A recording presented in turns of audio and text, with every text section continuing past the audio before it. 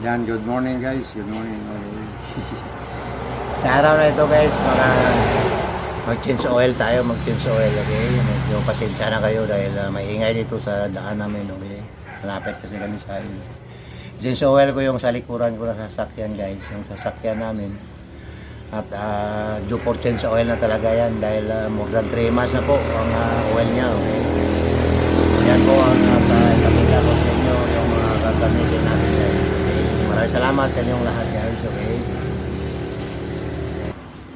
Yan po ang gagamitin nating oil, yung synthetic, okay, synthetic oil, yan po, synthetic SA5W40, okay, yan, synthetic, okay, at saka mayroon tayo ditong oil filter, ang size nito is 415, C415, yan po, C415, yan po ang oil na gamitin na, filter na gamitin natin guys. Tapos mayroon tayo nitong panel para yan lagay mamaya. Tapos may ang gagamitin natin doon ay 19mm na pangtanggal doon sa drain plug, okay? At saka pangtanggal na ito, pangtanggal ng oil filter niya, improvise lang ito, gawa ko lang ito guys, yan po. At tapos yan na po ang i-change oil natin, yung Mazda 2. Yan po, Mazda 2. Yan po, okay, yan. Yan po ang sasakyan namin dito sa bahay. Siyempre, kailangan natin maglagay ng dalawang jack, okay, kabilaan yan guys, dito at saka doon sa kabila.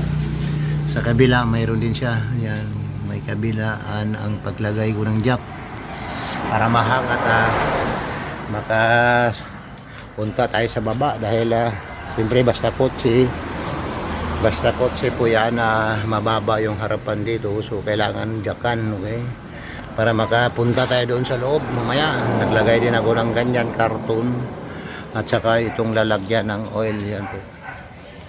So bago tayo magsimula dyan guys, siyempre i-open muna natin dito, tapos luwagan yung i-open natin dito, okay, i-open natin yung pinaka-drain oil gallery nya, yung lalagyan ng oil, yan po. Saka ano na talaga ito, more than 3 months na yan guys, yan po. Tapos punta tayo sa sa baba, i-open natin yung pinaka drain plug, okay, drain plug, at saka magtanggal tayo ng filter nya, okay, yan po. So mag-isa lang kasi ako, walang naghahawak ng cellphone, pero kailangan, kayang-kaya pa rin yan. So pupunta na tayo sa baba guys, yan nga po yung gagamitin natin, okay, dito tayo sa baba. Hindi lang natakita ko kung saan yung position ng oil, okay. Yan po ang oil, yan po ang pinaka oil filter nya, at saka doon naman sa likuran yung pinaka drain plug. Ito naman yung drain plug, yan po, drain plug. Luwagan natin yan, tapos i-drain na po yung oil nya, okay. Mahirap talaga pag isa ka lang, yan po, luwagan na. Yan po, i-drain na, luwagan na natin ito, okay. Yan, i-drain natin, saka ilagay ito na, yan. Hirap talaga, oh. Yan, i-drain na natin guys, i-drain na natin ito, okay. Yan po ang ano nya, drain plug, okay, drain plug. Yan, ayun, so ganyan na guys, okay. Yan po, naka-drain na po, hintayin na natin maubos, okay, maubos yung oil nya. At saka ano na natin yung yung pinaka-filter. Ito naman ang sunod natin, yung pinaka-filter dito. Yan po, okay. So upos ko lang muna, okay. Yan po, malapit na yan maubos.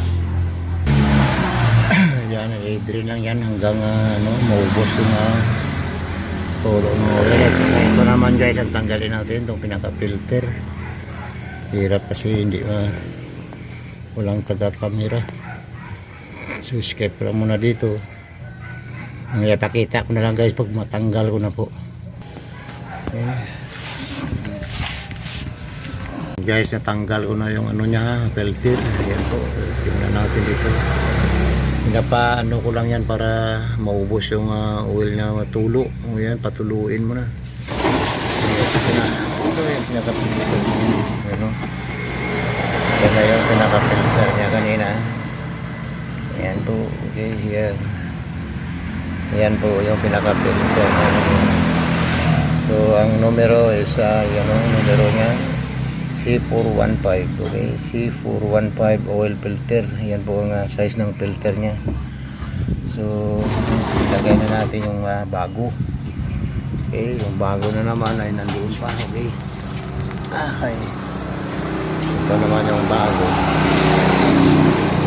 Yung bago, ilagay natin ito doon.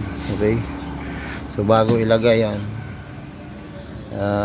lagyan mo na siguro ng hangin, hanginan mo na yung baba at taas. Okay. Pang open na natin ito. I-open na natin lahat. Para mamaya paglagay madali. Okay. I-open na natin lahat.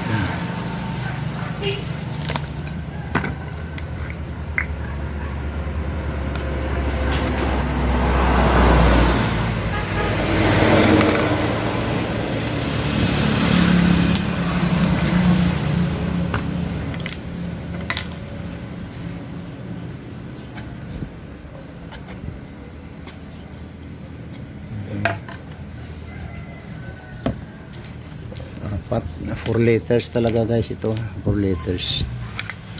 Ang total na number of oil na is 4 liters. Ayan.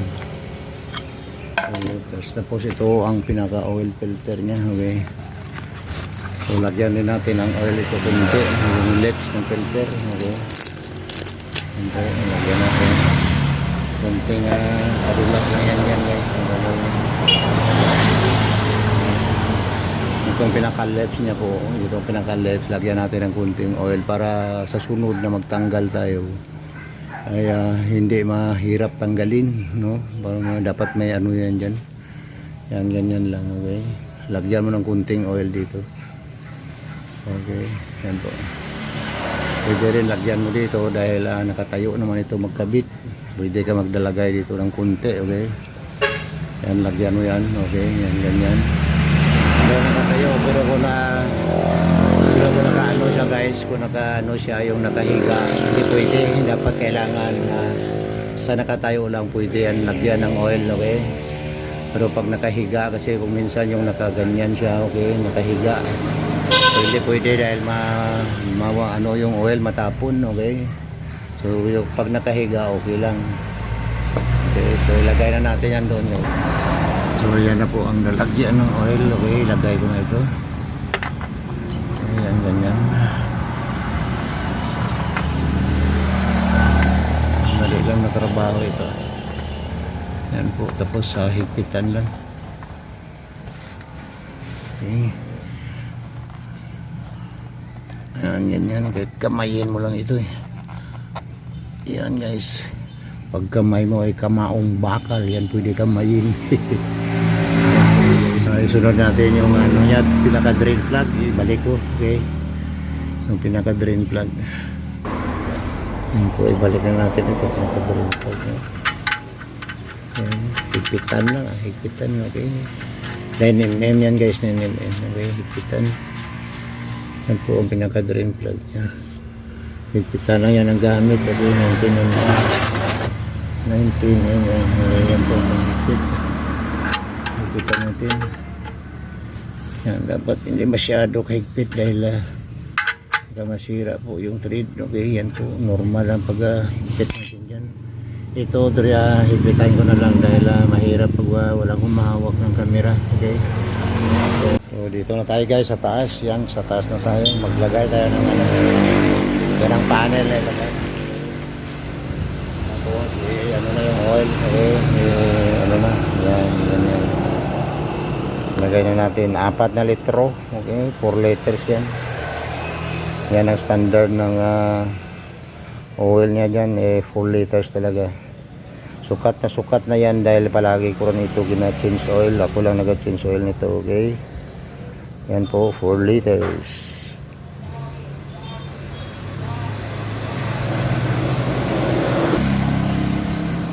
Yan, pangalawang ano na yan, pangalawa. 2 liters na po yan, pang 2 liters. Yan ang pang tatlo na yan guys ha. Yan, pang tatlo na po yan. Mas maganda talaga mag may panel. Hindi masayang yung oil niya. Yan po, pang tatlo na. Yan na po ang pang last, okay, last na yan. Pang 4 na litro na yan guys, okay. Yan po ang mag-change oil madali lang ito guys. Yan, dito lang sa video na ito mahirap dahil walang taga-camera pero kung may taga-camera ito mabilis, okay. Pwede nyo yan i-DIY sa sarili nyo sasakyan guys, okay. Kasi magbayad pa kayo. Sa akin ito ginamanumano ko lang yan, DIY lang lahat, okay. Yan po pang 4. Yan, wala na guys yan, okay. So i-check na natin ngayon ang asayte nya. Yan po, ito naman ang pinaka dipstick. Yan yung pinaka dipstick, okay. So punasan natin at i-check yung oil, okay. Yan po, ang dipstick po ay may ano yan, may butas. Yan, yan sa butas na ito, yan po. Yung butas na ito ay pinaka full, okay. Yung pang-low naman dito sa pangalawang butas, dalawa kasi yung butas niya guys. Dalawa ang butas niya, di ba? Yan o, makita ba? Yan po, dalawa ang butas niya. Yung unang butas ay low. Dapat nandiyan lang po sa medium or hanggang dito lang, okay? Dito o dito. Huwag na mag-sobra-sobra naman full, okay? Check natin.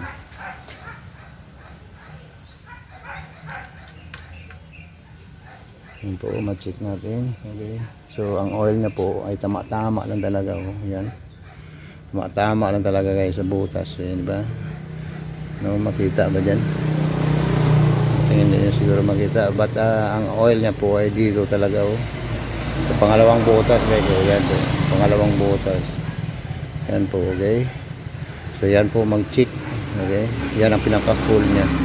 So, hanggang dyan lang po. Huwag mag-sobra. Okay. Hanggang dito na lang siguro itong change oil natin guys.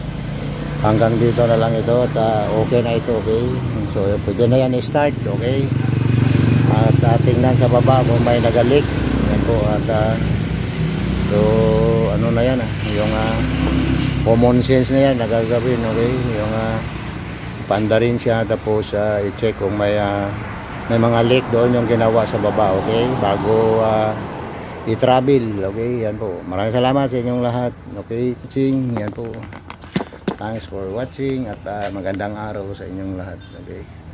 Bye bye.